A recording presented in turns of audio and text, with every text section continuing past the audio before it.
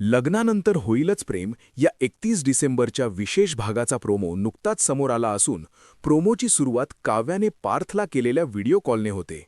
मात्र पार्थऐवजी तो फोन रम्या उचलते आणि काव्याला डिवचण्याच्या सुरात गुड मॉर्निंग म्हणते. हे पाहून काव्याचा तिळपापड होतो. ती चिडून म्हणते, "काय ग, बिघडलेली सिनेमन कॉफी. माझ्या नवऱ्याचा फोन तुझ्या हातात धरायला तुझा हात बरा झाला वाटतं." यावर रम्या अत्यंत मिश्किलपणे उत्तर देते, "हो, कारण पार्थने माझ्या हाताचे व्यायाम करून घेतलेत म्हणून."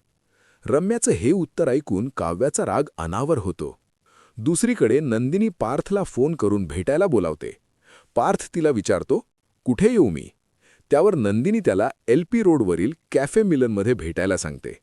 पार्थही तिला भेटण्यासाठी होकार देतो. नंदिनी आणि पार्थचं हे फोनवरचं बोलणं काव्या गुपचूप ऐकते. ती तातडीने जीवाला फोन करते आणि घडलेला प्रकार सांगते.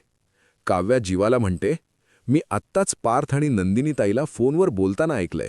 आपण दोघं पण तिथे जाऊया का?" जीवा सुरुवातीला संकोचतो आणि विचारतो, "कशाला?" पण काव्या आता ठाम आहे. ती म्हणते, "आता आपण चौघांनी एकत्र बसून बोलायची वेळ आली आहे. हे बघ, जे काही होईल ते आता होऊनच जाऊ दे." थोडक्यात सांगायचे तर काव्याने आता समोरासमोर दूध का दूध आणि पाणी का पाणी करण्याचा निर्णय घेतलाय. कॅफे मिलनमध्ये होणाऱ्या या भेटीत कोणता मोठा गौप्यस्फोट होणार? काव्याचा हा प्लान यशस्वी होणार का? हे पाहणे रंजक ठरेल. पुढील भागाच्या अपडेट्ससाठी पाहत रहा लग्नानंतर होईलच प्रेम. भेटूया पुढील भागात. तोपर्यंत नमस्कार.